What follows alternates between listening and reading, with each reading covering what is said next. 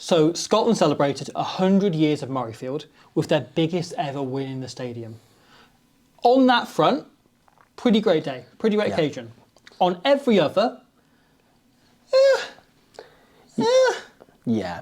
Bit of a tough watch at times as people who are just as neutrals who love rugby. I enjoy Scotland, love watching Scotland, love them doing well, but it wasn't the most fun thing to watch in the world if you are not a die-hard Scotland fan. And that's it. Like, I often consider Scotland as my kind of second team in men's rugby, but I don't know, this game just felt hard to watch beyond around the sort of 10th minute when it became evidently clear what directions was going in. As you say, a lot of the individual Scotland tries, in fact, pretty much all of them, you looked at and went, oh, that's cool, that was really good, like they've done something really good there. And I think we'll get into a couple of them maybe as we go along, but I don't know, I think we like to sort of cheer for, if there's a very clear underdog, we like to cheer for them, not necessarily to win the game, but to at least compete and do well. And when watching this back before coming to do this video, watching it for the second time, both of us, I was trying to look out for something positive to say about the USA. For somebody that I could pick out and go, oh, but he was excellent in defeat. Oh, but they did this really well. And I find that really difficult. Should we start on that front then? Yeah. I think there is one thing for the USA, which is their set piece was really solid. Yeah. Like, line out and scrum, often they are maul defence, often those are areas on which teams fall apart in games like this, right? In which teams are outclassed. Is up front, is at set piece, and at particularly the maul. Yeah. And none of those were real issues for the USA. That's fair. And I think that is something that it doesn't feel like a positive because it's not an active positive, but like there was no negative in a place where we expect there to be a negative. Okay, so I think fair. that is the one thing I'd point to maybe with the USA. Yeah. If we're trying really hard to find one. But I don't know, I was kind of spending most of the game hoping for an opportunity for Mitch Wilson to get the ball in space. Mitch Wilson got the ball in space once, looked good with it, made a half break. But they didn't give him the ball. No. Which, I don't know, in a game like that when it's already gone, I kind of just feel like just give him the ball, even if there's nothing on, because he's that kind of player in the MLR where if you give him just a tiny bit of space, he will slip a tackle. He's got a really good offloading game on him. He's got great feet. And we didn't really see an opportunity to get him and Corey Daniel as the two players that for the USA really look out for. I thought he had a solid game. But, you know, him and Hello on the flanks have got for a lot of work between them. Yeah. But sometimes that's not enough. You know, sometimes it's a really tough game when you're thrown in that. You're just asking your flankers to make tackle after tackle. And, you know, Tommaso Boni got a perfect solid game as well in the midfield as well. I guess. Who, again, like, every time I see Tommaso Boni playing for the USA, I go, oh yeah, Tommaso Boni's American now. Yeah. Remember that most Italian man you've ever seen? Yeah, he's American now. Him and Chris Helsenbeck playing for America now. Yeah. It's hard to get my head around. Yeah. But like, you know, I think there's plenty of players who had solid enough games, right, who did what was asked of them. I think questions have to be asked because the USA should be a much higher level than this. Yes, they should. Look, no one was expecting to win at Murrayfield. When this fixture was drawn up, no one was expecting them to come within 7 points here, even. But 85 points is not acceptable. No. That is so far below the standard they should be at. And you compare this to where they were 5-10 years ago, even further behind. Like, they have gone backwards here. And therefore, you have to ask many questions. And I think there's some question you have to ask of Scotland. We'll get on to that in a minute. But Scott Lawrence as head coach will get a lot of the flack here, right? There is a big issue. There's a big kind of get-out clause here, right? Which is they had to only select MLR-based players because this game was played outside the international window. Yeah. Still, you've got to look at the USA Rugby for organising this fixture. Yes, these teams need more time against against Tier 1 nations. And there's a level in which maybe this was the only game they could organise against one of the big Six Nations teams this year. Yeah. And so maybe they had to take it. But do you think any of those players learned something from being in that game? I think it's highly unlikely. Not a drastic amount, certainly. Or did they learn something positive that isn't, oh, we can't compete with them? Yeah. Right? Again, not a drastic amount for sure. And it is very concerning because it probably teaches you a little bit, it gives you a little bit of perspective on where the MLR currently is. There's obviously a lot that's been going on in the MLR that's not necessarily positive with, like, the Utah Warriors have gone under just this week, which is really horrible news. I think there's only about 6 teams left in the MLR at this stage, and that's really It's concerning. been the most bleak off-season I think we've ever seen in rugby for anything, any league, any division. Yeah. Anything has been horrible. Yeah, and I worry we jinxed it. We made that video about how like their goal is stability rather than excelling. yeah, because we've seen what MLR looked like at its so far peak, where it looked so optimistic and looked like it would move forward. Yeah. And there've been a lot of clubs that have gone under, which is really concerning. I think this is a conversation for another day, but there's going to be a question about what MLR is going forward. Yeah. And they've clearly made the decision that we will be there to develop American talent and not even Canadian talent, right? Yeah. Which has been a big statement. But previously, North American teams were counted as the same. Now Canadian players are overseas players, and there's a much stricter limit coming in on overseas players. And I think that's probably a positive because they've got to think bigger picture. Yeah, right? definitely. And yet, there's also this thing, right? And it's been a bit of the issue with MLR, is there are so many ITM Cup and Currie Cup level players in there, right? ITM Cup. But it's NPC. But so many NPC and Currie I also Cup call it players, the ITM Cup. It's just, at some point you get stuck in the wall, don't you? Yeah. There's, Pro 12 forever. Yes. But there's so many players who would be on the fringes of professional squads in other leagues, who would be getting the odd game there, who are regular starters in MLR. And you're better off spending your money if you want to develop youngsters on one Tendam Terrier coming in, on one Marlonu coming in, who can impart wisdom and grow the overall standard of the One squad. Dougie Fife. Yeah. But which is more likely to win you games? If you're spending that money on one player who might get injured, as happened to the Beast, right? He got injured after like 2 or 3 games and missed the rest of the season. Or would you rather spend that money on 4 or 5 South African or Kiwi lads who will help push you up the table? Yeah. Right. If you're a professional business, you're a professional team, you want to bring in eyes by winning games and being competitive. I understand it, right? Yeah. Like you can't, if you're a club, put all of your eggs in the development basket, and yet it's leading to this situation, right, where these players look undercooked. A lot of them haven't had that much game time in MLR. Yeah. Like there's a lot of players who aren't starting every week for their club in that team. You've got, players throughout who've been jumping around clubs and moving, and I don't know, like there's lots of question marks here.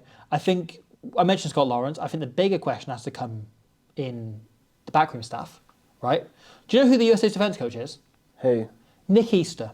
Is it? Yeah. Former England number 8 and the character played by John Cusack in the film Runaway Jury. Good movie. And look, Nick Easter's record as defence coach, right? He started at the Quins, got fired after like 18 months as like an assistant defence coach and a defence coach. Well, obviously he played his entire career. One of those jobs, right, where as a club legend, if you're doing an even passable job, you will keep the job for a disproportionate amount of time. Yes. Right? Yeah. He went fairly quickly. He went for 2 seasons. He then went to Newcastle, where he, again, got fired after a couple of years, went to Worcester, was at Worcester when they went under, and has now jumped over to the USA after a brief spell in Championship. And it's consistently he has been defence coach of the team with the worst defence in leagues. Yeah. Right? And he does not have a good record as a defence coach. And yet he was brought in by the USA, probably through a lack of other options or just through wanting someone that worked at the top level and played to a decent standard and so on. Yeah. Came in there, has not been doing a good job. Oh, that's And awful. big question needs to be asked there, because what the USA need to be doing is something when you listen to Scott Lawrence talk, right, about anything other than the Rufus McLean incident, I kind of like the way he approached it, which is we want to be gritty, we want to be hard to be, we want to be like very old school American values kind of team who are like, we play for ourselves and for the badge and for capitalism, whatever else. And that is what he wants to build. Yeah. And I feel that is, you look at how someone like, Corey Daniel plays, or you look at how, even like a Tommaso Boni in the back, like you look at how they've played when they're at the best over the last couple of years, and I can 100% see that. I can 100% see a team who are playing with style and identity, but the defence is a massive problem. Yes. Like they do not defend in a way that lines up the identity of the rest of the team and the way they're trying to play. Agreed. And I think Nick Easter is a bit of an issue at this point. Do you know who the attack coach is as well? Who? Stephen Brett. Oh, good player. Remember Stephen Brett? Good player. I like Stephen Brett. Yeah. He's their good. attack coach. Was at Rugby ATL, and obviously they've now merged with San Diego Legion, your beloved My beloved San Diego team. Legion. And I am not sure whether he's still going to be at the merged Legion or whether he's just moving into his job part-time. He was doing both alongside. Initially as a skills coach part-time, and has been brought in full-time as a attack coach in a Wales women type situation where they're clearly on the limited number of coaches they have to spend money on. I'm not going to make a rash sweeping judgment on him as a coach here, but like their attack was not anything. No. It was hard to identify what they were trying to do. It's tough in a game like that when they have it so little ball, but I completely agree. Yeah. That they struggle to get anything going, and getting a 0, getting the donut on the scoreboard is obviously the biggest indictment against your attack. I wonder whether the bigger concern is a Wales women's situation we talked about repeatedly with them. And it's not you don't have a good enough coach in that role, it's you've got one coach covering attack, skills and kicking, right? Which is Stephen Brett's job, covers all 3 of those. Yeah. And do they just need an extra body in there? Yeah. I think it's probably the shout. You need an extra attack coach coming in alongside Stephen Brett, who keeps one of those 2 jobs as tackle skills, and you bring in someone else, and you may bring in a part-time kicking coach alongside. Yeah. If you want to go down that avenue. But I feel like there is an issue in that backroom staff rather than like Scott Lawrence. I think will likely make it to the World Cup, and I think that's fair enough. I think I've seen enough from him that I go like, okay, I like what you're trying to build here. Rufus McLean's selection aside. Yes, that is the big thing that. Yeah, that is the elephant in the room here. But good on the SRU for blocking from playing in this fixture. Absolutely, it was the right thing to do. Yeah. Yes. On every other angle, I kind of think that backroom staff needs tweaking, whether it's personnel, whether it is whatever else. But yeah, like set piece, forwards coaching, fine, good job, excellent. But have a look there. So to kind of wrap up on the USA. Yeah. Again, like I really feel we've worked with people in the MLR before who are brilliant and so committed to growing this league and growing rugby in America. Really passionate people, and I really feel for them that this has been probably a big knock for the MLR. And we are big believers in the MLR, and it's a great league when it's at its best and when it's given the opportunity to fully function. So that's a real shame. Obviously, as we've mentioned, there are players who will come back into the fold eventually for the USA. A lot has been made of AJ McGinty's injury that he got. I know he wouldn't have played in this game anyway, most likely. That he got at the start of the season for Bristol. And it's really tough to think he's like 34, 35 years old now, McGinty. So there's a question of whether he'll come back certainly to international rugby at this point. I'd imagine he probably will try to, because he's one of those types of character who just at every opportunity he tries to play for the USA. Like he's played for them in like World Cup qualifiers when his club have tried to tell him not to and all sorts before. That he seems really committed to this cause and trying to make USA rugby better, because I think he probably knows that he's probably the best player they've produced in quite a long time now, in sort of the last 10, 15 years. And so he feels, I guess, a duty to help his nation out. But at least playing Scotland, you'd say. Yes, definitely. And so the likes of him and Ruben de Haas and a lot of players like this who have been unavailable for them recently. And that is a knock. They had 3 front rowers playing in the top 14 at the weekend. Yeah. Which is that's a useful weapon to be bringing in, right? Yeah, 100%. So hopefully it's not all doom and gloom for America, but it was a really negative day for them, and unfortunately there's not much positive we can say about this 80-minute performance for them. However, let's talk about Scotland, and let's put our Scottish hats on and talk about what we enjoyed about them. I'm going to start with 2 words for you. Liam McConnell. Yes, so for me, would have been player of the match. Yeah, I think Jamie Dobie got it. I can make no complaints there. He got his hat-trick try right before it was announced. So it kind of puts a big statement up. I think those were the 2 real stand-up players. Definitely. Which to say there was a number of first-choice players in this team really says a lot. That I don't even think it was they're the 2 most impressive because they're youngsters coming in. No, they were the 2 best players on the pitch. Were Jamie Dobie and Lee McConnell. And McConnell obviously fantastic as under-20s captain a year or so ago. Yeah. And was the standout in that team, right? That were very up and down and very inconsistent. Put in a couple of really good performances, but also had a few games where they really struggled. He was the talisman every for them, single game. You're like, he stands out. He's great. 100%. Hasn't had the most game time at URC level, but has looked very solid whenever he has. I've been really impressed by him. Yeah. I loved the, on debut, running down the wing, him throwing that inside pass to Duhan van der Merwe, incredibly unselfish. And again, he got opportunities later in the game, so I think he knew he would. Yeah. And I really liked, and it's one thing we often talk about with Scotland, is the deception of how they like to play off 9. That they always when they've got Sione Tuipulotu and Hugh Jones playing the centres together, they like to play off 12 so they can give Finn Russell, when he plays 10, a bit more time to come out the back and load the key decision onto him. And instead here, them using McConnell in that role and playing a kind of 4-pod off 9, and them using him as that distributor in the boot worked super effectively. I really, really liked that. And again here, they use it for, I think it was Stafford McDowell they used to step up into that first receiver, and they play out the back of him and get it wide off the back of there.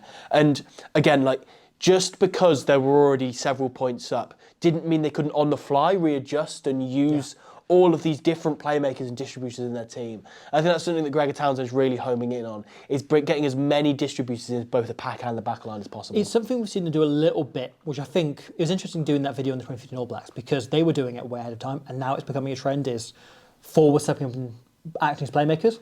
And we saw Jamie Ritchie doing it a little bit in the Six Nations. And I'm intrigued by odd moments in this game of that happening, of that Scottish pack turning up and organising their own shape and not needing a 10 or a 12 or a fullback to sit in and do it around them, right? They didn't need Adam Hastings to come up and tell them where to stand. They did it, and they had, so you saw like Liam McConnell coming in and organising the shape himself, which to have a debutant flanker doing, really positive. Clearly shows that is something Gregor Townsend wants to build. And again, it's one of these things, right? You watch Liam McConnell play, you listen to him talk, it's clear the guy understands the game. Yeah. The guy is like a big rugby nose, like he really loves the sport and knows the game inside out. And that is what you want from a flanker if you're trying to build this system where the forwards are taking on much more of the playmaking onus. Definitely. Intrigued to see how that goes against the All Blacks coming up. But I think the other point to bring up is Jamie Dobie. Yes. Who I thought was absolutely outstanding. He has started the season so well. He's playing some sexy rugby in 2025, isn't he? He is. He's one of my favourite players to watch at the moment because he's, first and foremost, absolutely rapid. Yeah. His acceleration in like small spaces is what really impresses me because there's so many breaks and obviously he's nowhere near as good a player, but he's clearly got that thing of like, well, Antoine Dupont's doing this all the time, so I'm just going to try it, where he'll go for really speculative snipes and stuff. And because he's so quick and strong, he'll just end up breaking through when there's nothing really on. And I really enjoy a player who is that tenacious and really backs himself in that way. But it's not only that, but his kicking game is outstanding. Yeah. And that's the bit I think he's really improved on. Since pretty much the season where Glasgow won the league a couple of years ago, you could tell that he was already improving in that area where they had the access of him and George Horn working together at Glasgow. But in the last sort of 12 months, he has really hammered down on that. And obviously he put in the chip for the try he scored himself where Darcy Graham clearly spotted it, called for it in the midfield. He puts the little roller over the top. Darcy regathers it and feeds it back inside to Dobie, who finishes. And that was absolutely brilliant. But also just like the length that he manages to get on his clearances nowadays, there's nothing to worry about. And it's so strange to talk about this because Ben White has just come off the back of a really successful Lions tour where he was brilliant and took his chance superbly. And, there's a lot of people who question he could have potentially got a bench spot if he was there from the start of the Lions tour. I think that's an entirely a reasonable query to have. And so to have that as your battle, have those two, and also George Horn, who was brilliant off the bench, took his try really nicely as well. He always plays well, George Horn. He's obviously a really exciting player to watch and again has a great kicking game. So at 9, they have developed 3 really brilliant options. I think you probably have to start White, if only because Dobie will change the game more. Yeah. One of those players is hurt by the fact that he will come on and turn a game. And he can also play on the wing as well. Yes. And the thing I really like about him is his decision making, Yeah. is how sensible he is, whilst also being adventurous and also being all action and snipey and so on. He never overdoes it. Yeah. And you compare him to, and I don't mean to start the comment section off, but the other current scrum half / winger in the international game being Grant Williams of South Africa. And for me, Jamie Dobie is a better and wiser player, right? Grant Williams has more heights if you're doing an overall skill grid. Yeah. A lot of his ratings are higher. They are but both exceptional kickers. Which one would I really want fast in my team? Jamie Dobie's a better decision maker, right? His minute-to-minute decision-making, he's much less likely to get himself isolated, much less likely to do something daft out of nowhere. He's incredibly smart, but just as fast and just as alert, and also an excellent kicker. Yeah. And for me, I wouldn't have made this decision, I wouldn't have said this a year ago, but I'm looking at the form he's on at the minute. Jamie Dobie is the prime scrum half / winger in the world. I know that's not the highest praise, but I'm Tom Haberfield's biggest fan, and therefore this is a category I greatly, greatly covet. They are both excellent players, aren't they? So that is a really exciting thing. So I'm at this point in Blue Sky during the game. Do you know how many games Scotland have played against Tier 2 opposition since the World Cup in 2023? It's been a ludicrous amount, hasn't it? It's been 9. Yeah. This was number 9. So if you look at the other Tier 1 nations, or the other Six Nations teams, right? They've played the same number combined as Scotland have on their own. So England have played 1, Wales have played 1, France have played 1, Italy have played 2, Ireland have played 2. Argentina have played 2, but they're both against Uruguay. New Zealand, I think, have played 1, maybe 2. Then South Africa have played 2. And you kind of everyone else is on 1 or 2. Scotland are on 9. Yeah. Like, you've got to ask a question here, right, of why are they doing this? You've got a few angles on this, right? Because I think this game was largely pointless. Because, obviously, right, It was you like play these training. games in World Cups. Yeah. Yeah. They happen, and you want to be able to pile on points and solve a points difference, whatever. That's a useful skill to build. Of course. You want blood new players. You want to build that depth, right? Gregor's been doing that over and over. It felt like Liam McConnell was the only uncapped player left in Scotland. Like, if you had a Scottish Grand, you probably would have sat on the bench and scrum half. They also managed to sneak in Harry Morris Yes. after our comments about him the other week. I'm sorry, precisely Edinburgh because of Rugby admin. that. I think precisely because they were wondering. Yeah, They wanted you personally to know who Harry Morris I felt was. incredibly guilty after that. This game was pointless in the end. The USA learned nothing from it. Scotland learned nothing from it. The game went ahead, and I think there's two possible explanations for why. One is Gregor is desperate to build this depth, and he wants 2 Tier 2 games in this autumn. He's got this, and he's got Tonga coming up as well. That feels like overkill to me. I Either agree. Gregor Townsend wanted this and signed it off, or I think the possibly more likely explanation is you look at Bill Sweeney's contract last year, right? And he got a massive payout at the end because there was a win percentage rating. England men failed to reach it, so he had the women's team as well and did an aggregate and got himself over that hurdle because the women had won every game they played last year, right?